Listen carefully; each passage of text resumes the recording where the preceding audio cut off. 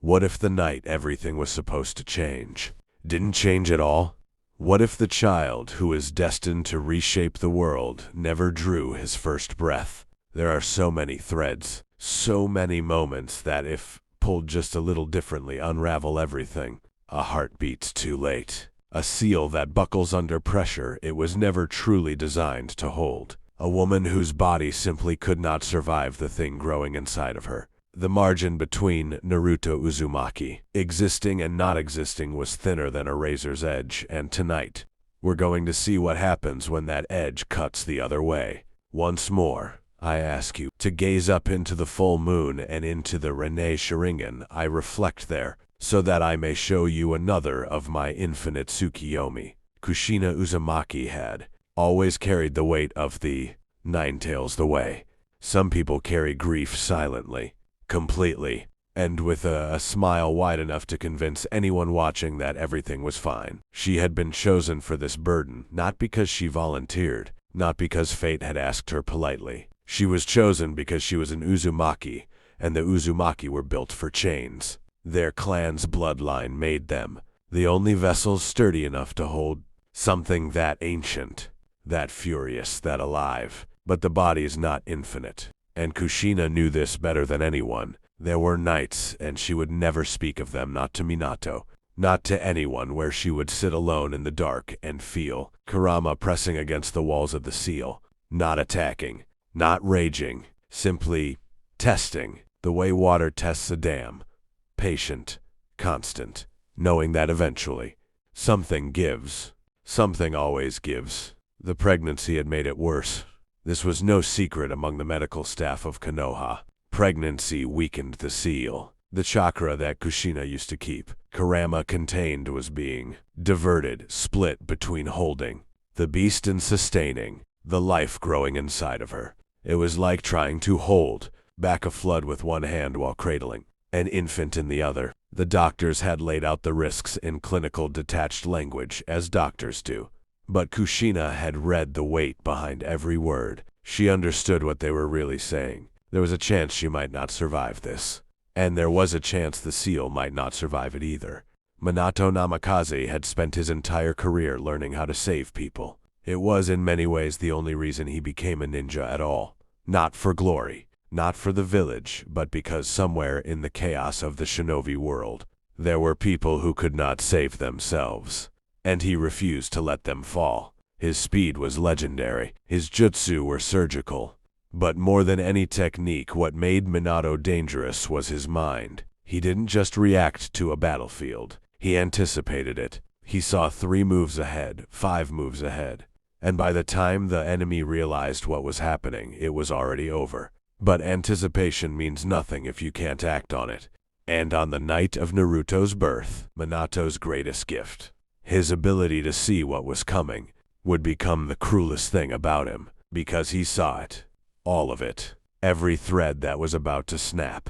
And he couldn't stop a single one. The birthing chamber was quiet in the way that rooms only are, when the people in them are holding their breath. Biwako stood at the foot of the bed, her hands steady, her expression unreadable, in the way of someone who had guided hundreds of these moments and still treated each one with the same gravity. Kushina lay back, her red hair fanned out behind her like a wound on the white sheets, sweat already beginning to gather at her temples. Minato sat beside her, one hand resting gently on her forearm, the other pressed firmly against her abdomen, against the seal. He could feel it humming beneath his palm. Kurama was awake. Of course he was awake. The beast had been stirring for hours, drawn to the disruption in Kushina's chakra, the way a predator is drawn to the scent of blood. "How are you feeling?" Minato asked. And the question was so small, so ordinary, against everything else happening in the room, that Kushina laughed, actually laughed. A short, breathless sound, like I swallowed the ocean and it's trying to come back up, she said. Biwako glanced at them. "It will be some time yet. Save your energy, Lady Kushina." Kushina nodded but didn't close her eyes. She was watching Minato's face, reading the micro-expressions he thought he was hiding, the slight tightening around his jaw, the way his eyes flickered down to the seal every few seconds, without him seeming to realize he was doing it. "You're worried about the seal," she said. It wasn't a question. Minato looked at her. For a moment he considered lying. It would have been easy. He was good at that too when it mattered. But this was Kushina. And with Kushina he had never once gotten away with it. "A little," he admitted. "A little," she repeated, and smiled at him in that way she had. The way that says she knew exactly how much he was underplaying it, and that she loved him for trying anyway. Minato squeezed her hand, and beneath his other palm the seal pulsed. There is a philosophy among shinobi, unspoken, but understood, that the world does not owe anyone a happy ending. Joy is earned. Peace is a brief stolen window between storms. And hope is the most dangerous thing of all, because it is the thing that makes the fall hurt the most. Kushina had always rejected this philosophy. She had grown up, surrounded by loss, the kind of loss that reshapes a person from the inside out, and somewhere along the way, she had decided that the only sane response to a world determined to break you is to refuse to break, to laugh in its face, to build a life so full of warmth and light that the darkness couldn't find a foothold. She had done that. She had Minato. She had Konoha. And in a few hours she would have a child. For the first time in her life, Kushina Uzumaki felt like the world owed her nothing, because it had already given her everything. The labor progressed slowly at first. Biwako monitored Kushina's vitals with quiet efficiency, adjusting, checking, adjusting again. Minato kept his hand on the seal, channeling his own chakra into it in careful, measured pulses, just enough to reinforce it without drawing Kurama's attention more than necessary. It was delicate work, the kind of work that required absolute concentration. And for a while it worked. The seal held. Kushina pushed. The room breathed together, tense, focused, waiting. Minato found himself counting her contractions the way he counted hand signs, methodically, rhythmically, a way of keeping himself grounded in the moment rather than drowning in the hundred things his mind wanted to run through. Then Kushina's body seized. It was not a contraction. Minato knew the difference by now. This was something else entirely. A full-body tremor that started at her core and radiated outward, her back arching off the table, her fingers curling into fists at her sides. Her eyes went wide, not with pain, but with something sharper. Recognition. "The seal," she gasped. Minato looked down. The barrier of symbols across her abdomen was flickering. Not fading, flickering.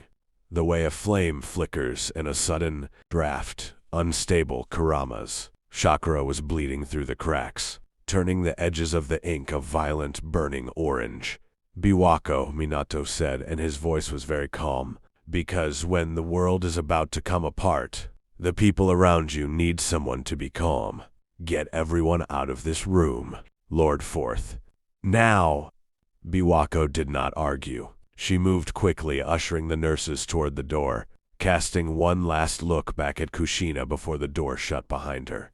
And then it was just the two of them, Kushina, Minato, and the thing that wanted to tear them both apart. "I can hold it," Kushina said through gritted teeth. Her hands had found the edge of the table and were gripping it so hard that the wood creaked under her fingers. "Minato, I can hold it. I know you can," he said. And he believed it. Kushina had held Kurama for years. She had been the most capable Jinchuriki the world had seen since Naruto Uzumaki. But capability and capacity are different things. And right now her capacity was being split in two. Minato pressed both hands to the seal and pushed. His chakra flared, golden, warm, flooding into the barrier like water filling a crack in a wall. The flickering slowed. The orange bled back. For a moment it held. Then Kushina screamed, not in pain, in effort. The kind of sound that comes from a body doing something it was never meant to do. Pushing beyond every limit, past every wall, into territory where the only thing left is will. Pure, furious, stubborn will. The baby was coming, right now, whether anyone was ready or not. What followed was 10 minutes that Minato would remember for the rest of his life with a clarity usually reserved for the worst moments. The seal demanded his attention. The birth demanded Kushina's. And somehow, they managed both at the same time. The two of them locked in a kind of silent coordination that only years of partnership could produce. Kushina pushed. Minato held. The seal flickered and surged and held again. Kushina's breathing came in sharp, ragged bursts. Minato's chakra burned steady and bright. And then between one breath and the next there was a cry. Small, angry, alive. Minato looked down. There, cradled in Kushina's trembling arms, because of course she had caught him. Of course she had, because she was Kushina, was their son, tiny, red-faced, furious at the indignity of existing. Kushina laughed, a wet, shaking laugh that was half a sob. She looked down at the baby and then up at Minato. And the expression on her face was one he had never seen before. Something beyond happiness, beyond relief. Something that looked like completion. "He's perfect," she whispered. Minato opened his mouth to answer, and that was when he felt it. A shift, a wrongness. Something in the air of the room that didn't belong. A chakra signature that was both familiar and deeply out of place. He turned his head just slightly, just enough to catch movement at the edge of his peripheral vision, and his blood went cold. The man in the mask stood in the corner of the room like he had always been there, like he was a piece of furniture that Minato had simply never noticed before. He was still, patient, his single visible eye dark, calm, watching, was fixed not on Minato, not on Kushina, but on the baby. Minato did not move. He did not reach for a weapon. He did not shift his stance. Because there was a baby in Kushina's arms, and any sudden movement in this room could end everything. "Who are you?" Minato said. Not a question, a demand delivered in a voice so flat, so devoid of inflection, that it was more unsettling than any shout could have been. The man tilted his head.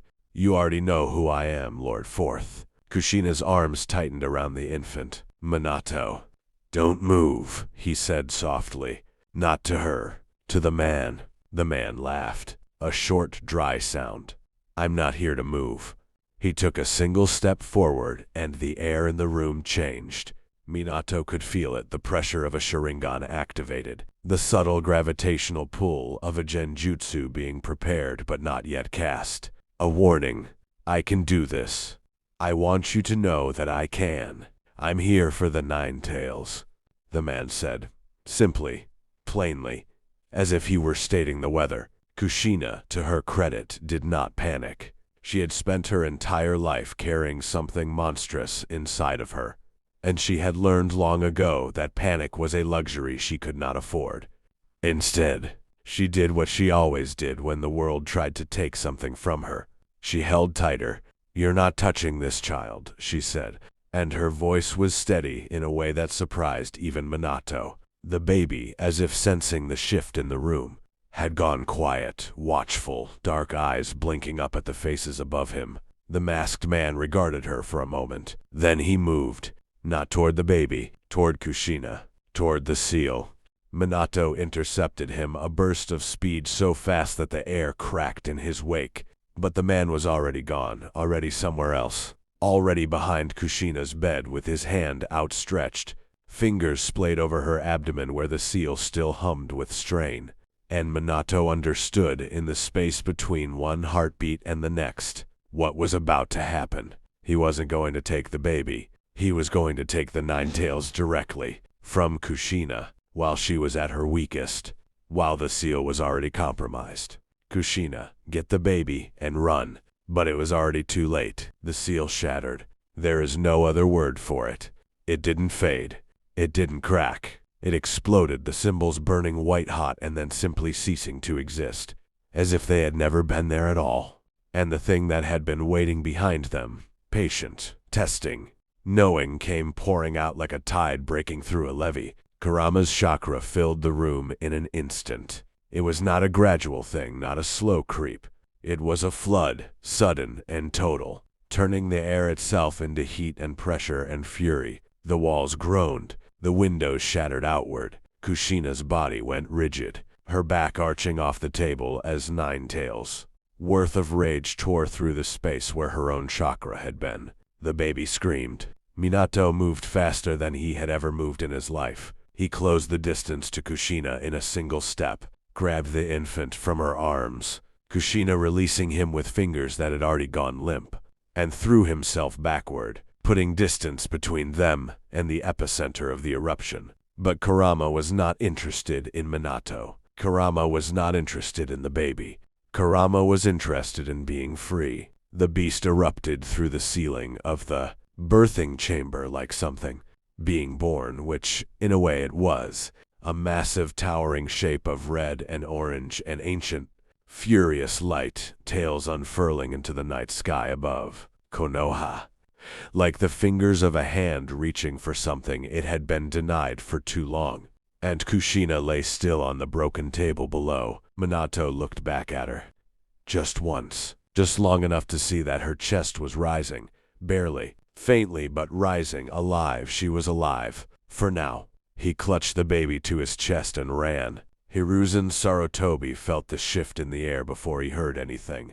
It was the way his body always told him things. A tightness in his chest. A prickle along the back of his neck. The sudden and inexplicable certainty that the ground beneath him was about to give way. He had been sitting on the balcony of the Hokage Tower, reviewing reports by lamplight, when the first tremor rolled through the village. Then the light came. Not sunrise. Not fire. Something else, something that poured up from the direction of the hospital district and painted the underside of the clouds in shades of red that did not belong in nature. Hiruzen was on his feet before the sound reached him. The roar, deep, seismic, the kind of sound that vibrated in your bones rather than your ears, came half a second later, and with it, the unmistakable shape of 9 tails rising above the skyline. Hiruzen had seen this before. Not this exact moment, but versions of it. Moments where the balance tipped and something irreversible happened. He had learned over decades of leading this village that in those moments the only thing that mattered was what you did next.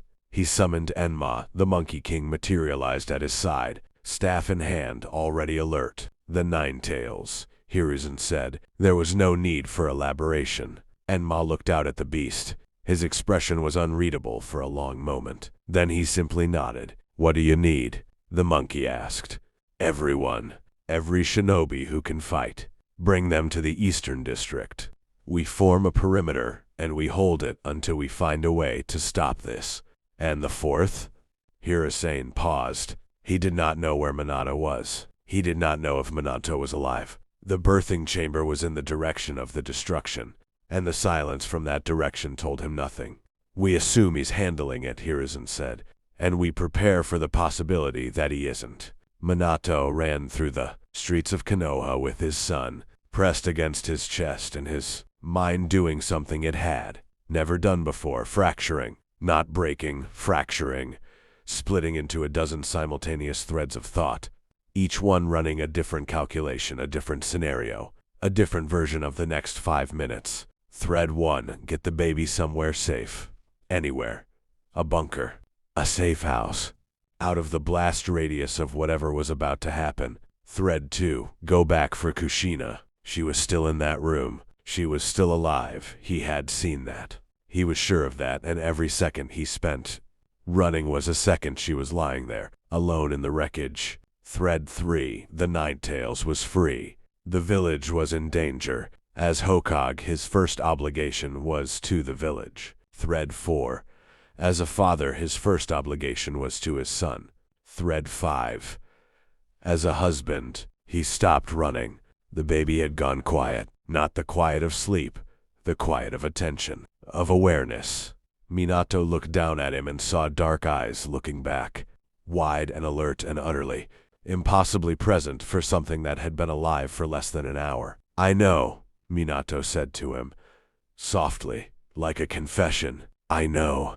He made his decision, not because logic told him it was the right one. but because there was only one choice that he could live with if everything went wrong. He tucked the baby tighter against his chest, turned, and ran back toward the hospital. Kushina was conscious when he found her.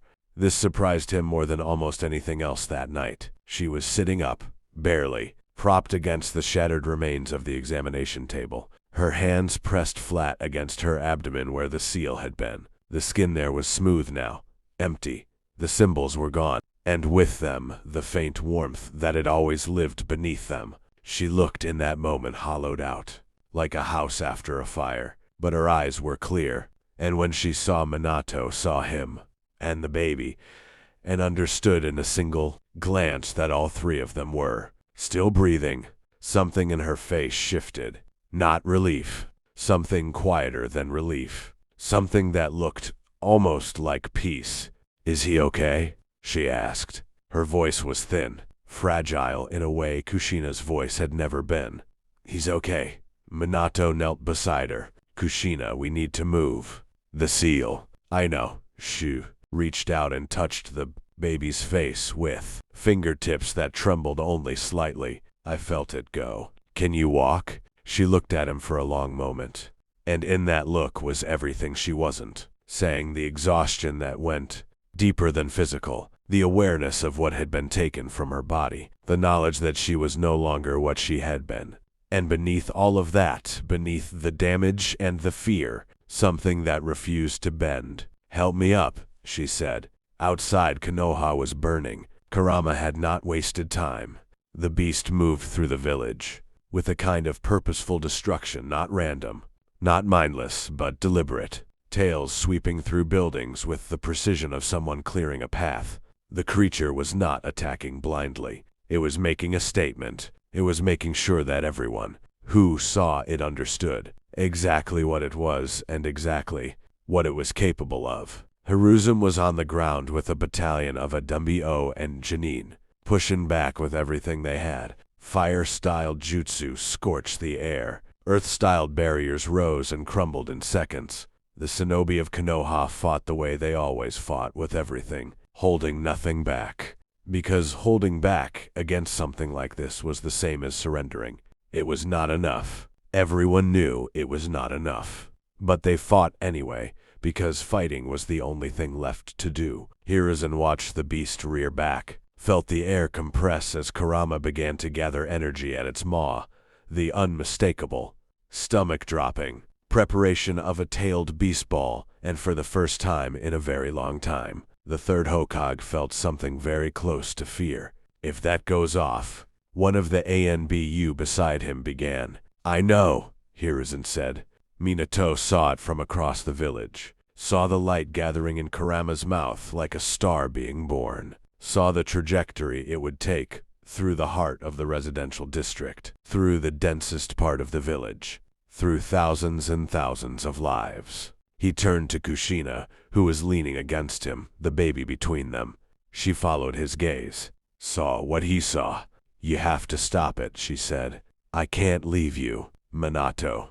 She looked at him, and in her eyes was the same thing that had been there in the birthing chamber, that fierce, unbreakable certainty. "You have to. You're the only one who can." He wanted to argue. Every part of him wanted to argue. But she was right, and they both knew it. And the ball of light in Kurama's mouth was growing brighter by the second. He kissed her forehead, held the baby out to her, gently, carefully, making sure her arms were steady enough to receive him. She took him, and the way she held him was the way she had held him from the very first moment, like nothing in the world could take him.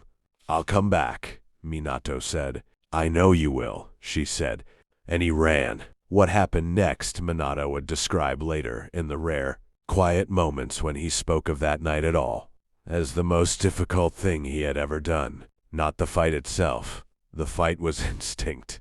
Speed, precision, years of muscle memory compressed into seconds of action. He used the flying thunder god to close the distance in a heartbeat. He struck Kurama at the base of the skull, a pressure point, technique borrowed from a scroll Kushina had given him years ago, one of the few things that could temporarily disrupt a tailed beast's focus. He bought time. Seconds, maybe a minute. It was not enough to stop the beast. It was never going to be enough to stop the beast, but it was enough to redirect it, enough to shift the trajectory of the tailed beast ball from the residential district toward the open ground beyond the village walls, enough to save thousands of lives. The blast, when it came, flattened everything within a quarter mile of where it landed. The shockwave traveled for miles beyond that. Minato felt it wash over him from a distance, a wall of heat and pressure that he had barely managed to put enough space between himself and for a moment, everything was white. When the light faded, he was on the ground. His ears were ringing. His body felt like it had been disassembled and put back together by someone who didn't quite remember how the pieces fit. But he was alive, and Kurama was still free. The beast had not been destroyed. Of course it hadn't. A tailed beast ball was its own weapon, not a means of self-destruction. Kurama was battered. The blast had disoriented it, knocked it back, bought the shinobi of Konoha precious time to regroup, but it was already rising again, shaking off the dust of its own attack like a dog shaking off rain. Minato pulled himself to his feet. His mind, which had been fracturing all night, finally settled into something singular and clear. He couldn't seal Kurama. Not alone. Not without Kushina. So he would have to bring Kurama back to Kushina. Kushina was waiting for him at the edge of the village when he returned, the baby still held against her. She had managed to get to higher ground, one of the watchtowers near the eastern gate, and she was sitting on the railing with her legs dangling over the edge, looking out at the destruction below with an expression that was neither fear nor despair, but something closer to resolve. "It's still out there," Minato said, landing beside her. "I know." She didn't look at him. She was looking at the baby, actually at his face, at the way his small mouth opened and closed as he slept, oblivious to the apocalypse unfolding around him. "I felt it. Even without the seal, I can still feel it, like an echo." Minato sat down beside her. For a moment, neither of them spoke. The sounds of the village, the distant roars, the crashing, the shouts of shinobi filled the silence between them. "I can bring it back," Minato said finally. "The flying thunder god. I can get close enough to grab it and bring it here. But we need a way to seal it again." Kushina was quiet for a long time. Long enough that Minato looked at her, really looked, and saw something in her. Expression that made his chest tighten in a way that had nothing to do with the battle. "Kushina, I can seal it," she said. "Back into me." "No." The word was out before he could think about it. Automatic. Visceral. "No. Kushina, the seal is destroyed. Your body just—" "I know what my body just did." Her voice was calm, quieter than he expected. "And I know what it can still do. The Uzumaki body doesn't forget. The chakra pathways are still there. I'd have to rebuild the seal from scratch, and it would take everything I have left to do it, but—" She trailed off. Looks down at the baby again. "But it would work," she finished. Minato stared at her. He understood what she was saying. He understood exactly what it would cost. "There has to be another way," he said. Kushina turned to look at him, and she smiled, the same smile she had given him in the birthing chamber, in the hallway outside their home on quiet evenings, in 100 small moments that he carried with him everywhere he went. The smile that said, "I know something you don't, and it's going to be okay. You're going to take care of him," she said. It wasn't a question. "Kushina, promise me." The seal took shape on the ground between them, drawn in light, in chakra, in the last reserves of everything Kushina Uzumaki had left to give. Minato watched her draw it, watched the lines form and connect and pulse with a warmth that was uniquely hers, and he memorized every stroke, not because he needed to, because he wanted to remember it. All of it. Every moment of this night, no matter how much it hurt. When Kurama came, dragged back by the flying thunder god, disoriented and furious, Kushina was ready. The chains that formed were not physical. They were made of chakra and will and something older than either, something that lived in the blood of every Uzumaki who had ever lived. They wrapped around the beast-like arms, gentle, almost, impossibly gentle for something holding a creature made of fury. Kurama fought. Of course it fought, but Kushina had been fighting this beast her entire life, and she was not about to stop now. The seal closed. Kushina exhaled. She was still sitting on the ground when Minato reached her. The baby was asleep in her lap, undisturbed by the violence that had just occurred inches from where he lay. Kushina's hands were resting on the seal, a new one, freshly drawn, glowing faintly with the effort of holding. She looked tired, not the kind of tired that sleep fixes. Did it hold? Minato asked, even though he could see that it had. It held, she said, and then softer, for now. Minato sat down beside her. He put his arm around her shoulders. She leaned into him, and for a while, they just sat there, the two of them and their son, on the broken ground of a village that had almost ceased to exist, watching the first pale light of dawn begin to color the sky. Thank you, Minato said. For what? For him. He nodded toward the baby. For tonight. For everything. Kushina hummed, a small sleepy sound. Don't thank me yet, she murmured. We still have to figure out how to explain all of this. Minato laughed, a real laugh surprised out of him, quiet and rough and warm. And for just a moment, in the wreckage of the worst night Konoha had ever known, it felt almost like things might be okay. But the morning brought the truths that the night had been too chaotic to deliver. Kushina's condition was critical. The seal had held, yes, but the cost of rebuilding it, of channeling that much chakra through a body that had just given birth and had already been drained to nothing, had left her in a state that the doctors described, in careful measured terms, as precarious. She was alive. She was conscious, but she was not well, and the road back to well was going to be long and uncertain. The Nine Tails was sealed again, but not in the way it had been before. The new seal was functional, but fragile. It had been built under duress without preparation, without the months of careful design that the original 8-trigram seal had required. It would hold, but it would need to be reinforced, monitored, rebuilt properly, over time. And then there was the other thing, the thing that none of them wanted to talk about. The masked man had vanished during the chaos. Gone. Slipped away in the confusion of the Nine Tails rampage, leaving nothing behind but the memory of a single dark eye and the knowledge that someone had deliberately, methodically orchestrated the seal's collapse. Someone had done this on purpose. Hiruzen was the first to raise the question. In a closed-door meeting with the senior staff of Konoha's intelligence division, the room was small, windowless, lit by a single overhead lamp that cast hard shadows across the faces of everyone present. We need to know who, he said, simply, without inflection, the way he said things when he was angry but refusing to show it. The intelligence chief, a thin woman with sharp eyes and sharper instincts, nodded. We have very little to go on. The mask obscured most identifying features. Lord Forth reported seeing a Sharingan, but the details are limited given the circumstances. A Sharingan, Hiruzen repeated. Yes. The room went quiet.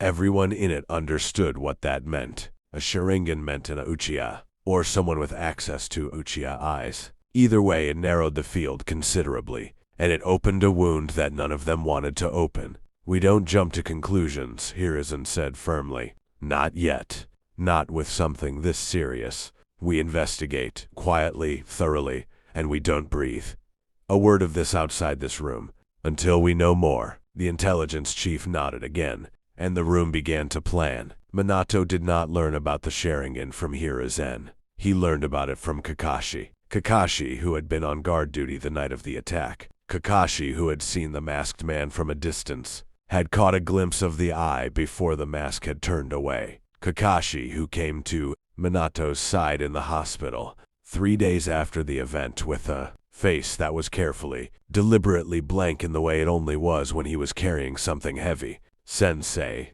he said, there's something you need to know. And he told him. Minato listened without interrupting. When Kakashi was finished, Minato was quiet for a long time. Long enough that Kakashi shifted uncomfortably.